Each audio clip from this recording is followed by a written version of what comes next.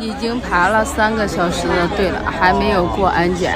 哇，看一看吧，录个视频纪念一下。北京地铁里又开始查身份证了，又要排队。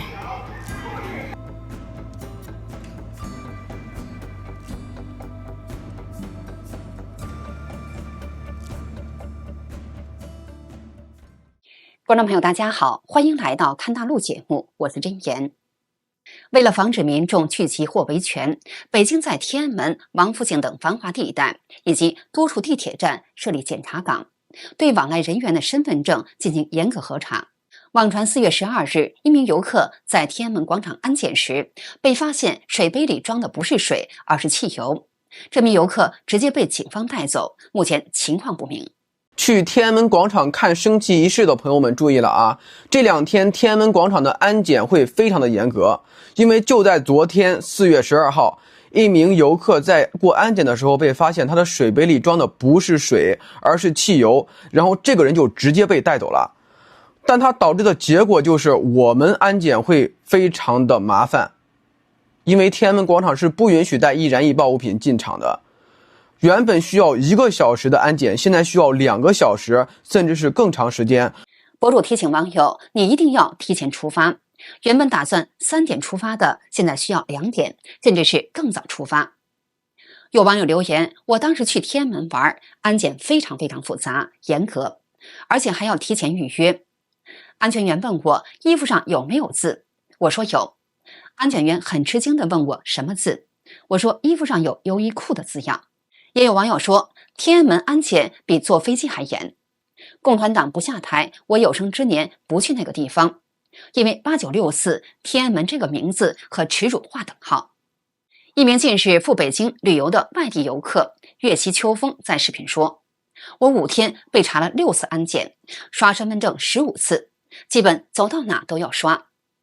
景区入口、地铁换乘点以及部分公共空间均设置核样环节，行程多次被中断。前方治安检查，请出示下身份证。有网友批评，走到哪里都要安检，这已经不是一个正常的社会。长期在北京上访的李女士告诉海外媒体，北京地铁现在基本都要安检，很多地方还要刷身份证。像访民这种群体，只要需要刷证的地方，一般都过不去。只要你是重点人群级别，就不让你走，直接把你拦下来，然后交给地方政府带走。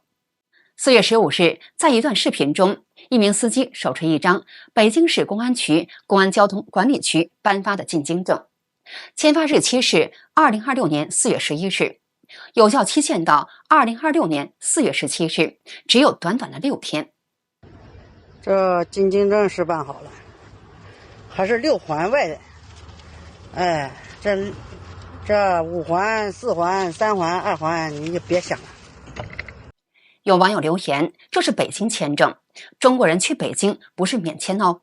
上传视频的博主调侃，中国人去北京旅行需要办签证，签证申请比欧洲签证还难，堪比申请美国签证，而且条件更苛刻，仅6天有效，为世界最短签证有效期。据公开资料，北京进京证需要提前1至4天申请，进入6环以内和通州全域的需办6环内证，要求每年最多12次，每次7天，仅在6环外的则办6环外证，不限次数，每次7天。要填写驾驶员、同行人员、进京原因等相关信息。在继续节目之前，我们首先向毛伟荣和黄彼得2位朋友表达感谢，感谢你们对本频道的支持。近年来，中国经济持续下行，就连作为首都的北京也难以独善其身。曾经人流密集、商业繁荣的街区，如今明显冷清了许多，就业市场的变化尤为明显。北京的写字楼里依然灯火通明，但空气中弥漫着前所未有的焦虑。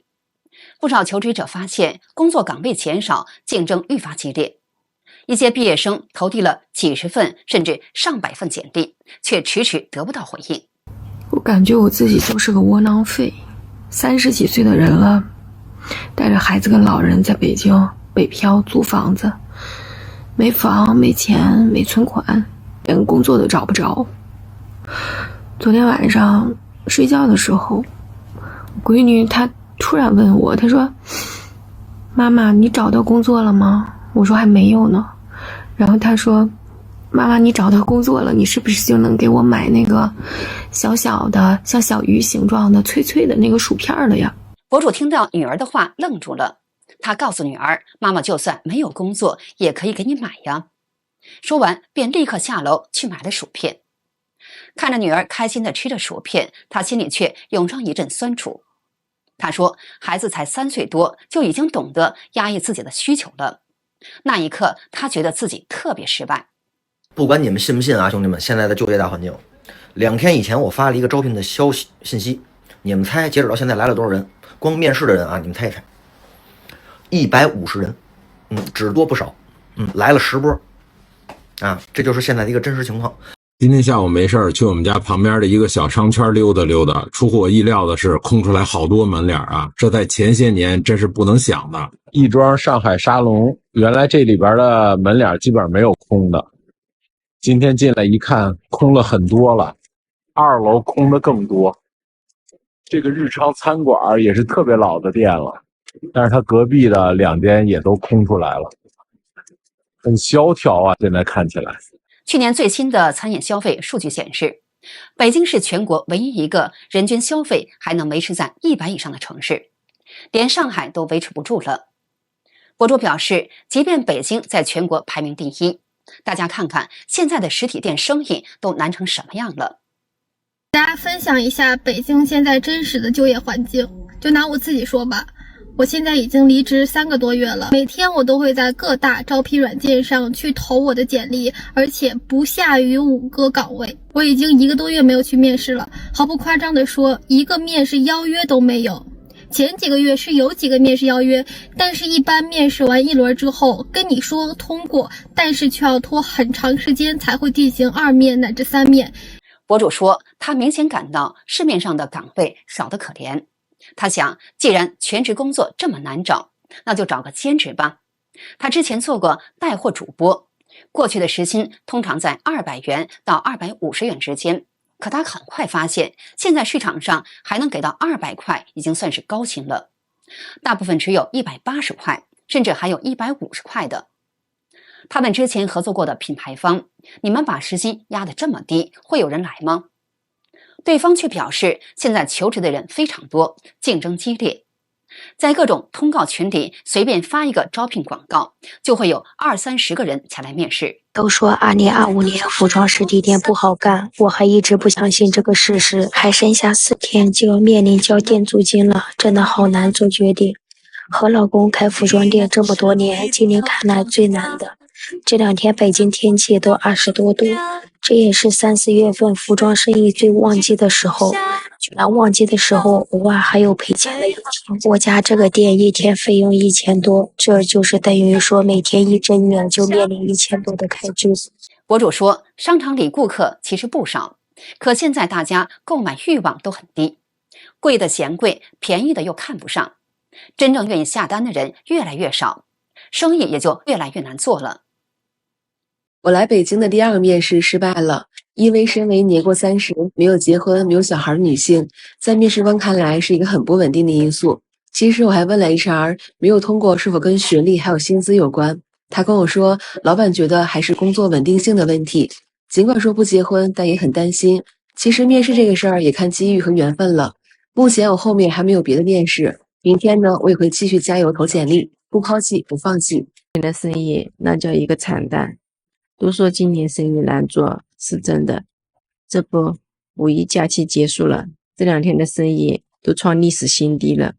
我一个卖早餐的，这生意干的早餐都不像早餐了。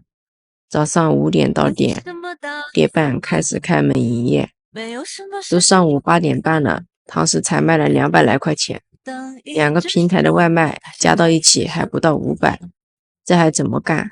博主说，去年这个时候店里3个人忙得团团转，根本停不下来。今年却完全不同，2个人在店里都闲得刷手机。隔壁又有一家商户撤店了，那位老板干了1个多月也没做起来，每天都在亏钱，实在撑不下去，只能果断撤走。去年他们这一批一共10个商家，现在只剩3家还在坚持，其余的早就换了好几轮。他说自己的店虽然不亏钱，但赚的实在太少，每天干17、18个小时，付出的时间和回报完全不成比例。觉得现在失业的人是越来越多了。北京不管吃不管住，5000块钱工作，7、8个人面试一个岗位。现在失业都这么严重了吗？今天又来面试了，面试一所大学啊，是一个保卫处的工作。昨天虽然说工资已经提前说过了很低，大概1个月5000块钱左右，但是我还是选择过来了，因为我想尝试一下。博主说，在北京1个月的工资只有5000块钱，而且还不包吃住，这意味着什么？在北京随便租一间房子，动辄都要几千元，再加上吃饭和其他生活开销，5000块钱在3环内几乎难以维持基本生活。可即便如此，这样的岗位竟然还有8个人前来应聘。他不禁感叹，现在工作都卷到这种程度了吗？平时都给姐妹们拍我们每个店生意有多好，来，今天给大家看一下我们北京三里屯店生意有多差。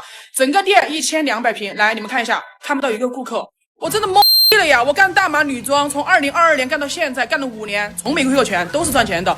现在开北京店给我亏钱，现在是星期3的下午6点50啊，我们店里面销售没有顾客，但是这大眼瞪小眼。30岁被裁第2个月，现在我每天最重要的事就是找工作。年前面试了2次都没过，过完年到现在也投了几十份简历，大多数都是已读不回。我在那边和面揉面，他在旁边洗菜打下手。中间聊了工作的事儿，我跟他说最近有个朋友找我聊了个项目，前期需要自己垫点钱，也有一定风险。说实话有点心动，但也有点拿不准。他听完没有直接拒绝或答应，就说还是先找找工作，我们现在还有一点积蓄，不用急着做太冒险的选择。我们家隔壁店试营业才7天就宣告停业了。老板大哥呢，为了这家店，就光装修啊，都花了大半年的时间。那里面的一些菜品设计和空间的利用，都是亲力亲为，真是做到了极致啊。虽然觉得挺惋惜的，但不得不说，大哥呀又是清醒的，及时止损吧，总比越陷越深强。北大毕业已经150天了，到目前为止我没有工作，处于一个自由职业状态。这说的是比较好听，说的难听一点，你就是没有工作，你就是失业者。自由职业久了，时间观念会很淡薄。时间安排上，最开始的时候我还想振作起来，每天早上、中午、晚上都要做什么事情，做了一些比较详细的安排。但是后期就没有了，时间异常的混乱。现在的餐饮实体店真的要被淘汰了吗？曾经忙到下午2、3点钟才能吃上午饭，现在却有空闲边吃边聊，每天营业额都在1000多徘徊，想上2000都很难。不光是我们餐饮店没人，街上也没什么人，是都点外卖了吗？有的顾客离得远，来了也会问我家怎么不上外卖，来这一趟路费都够几碗面钱了。其实前几年我家也上过外卖，骑手接单后来了就一直催，因为担心差评就先做外卖的。博主说，时间久了，店里的顾客也有意见，因为大家都在排队等着呢。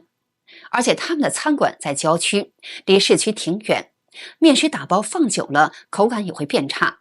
之前他们还遇到过2次退餐的情况，所以干脆把现场订单关掉了。之前在北京找工作，一直找不着一发愁，现在找到了，明天去上班。但是呢，这个工资，北京的工资5000。我问有没有五险一金，他说有啊，入职就缴。这个5000缴完最低档的五险一金之后还是4000，去掉房租，我感觉连吃饭都不够。今天是我跑闪送1个月以来最惨的一天，不是因为下雨，下雨大家都在淋着雨，这个无所谓。因为下午6点的时候，我在海淀接了一个到昌平的一个单子，15公里45块钱，单价很好。我取完店，然后送2、3公里的时候，车胎突然没气儿，急得我呀！我自己赶紧下了一个闪送的单子，让其他那个闪送员帮我送去。博主说，他叫了一个上门维修的师傅，上门费40块，加上换胎要200多块，算下来他今天基本等于白跑了。北漂大龄护士在北京找工作的现状。Hello 呀，大家好，很多关注我的兄弟姐妹都好奇，我年前不是找到工作了吗？为啥现在还在找工作？出班那天，我收拾好东西准备去上班，结果呢，人事临时通知，年前暂定的新科室又不准备开了，言外之意就是目前不招人呢。还说如果我着急上班，就重新找别的单位。听到这个消息呢，心里难免会有点失落，毕竟这单位离家近，又没有夜班。今天我就来好好吐槽一下北京的沿街商业。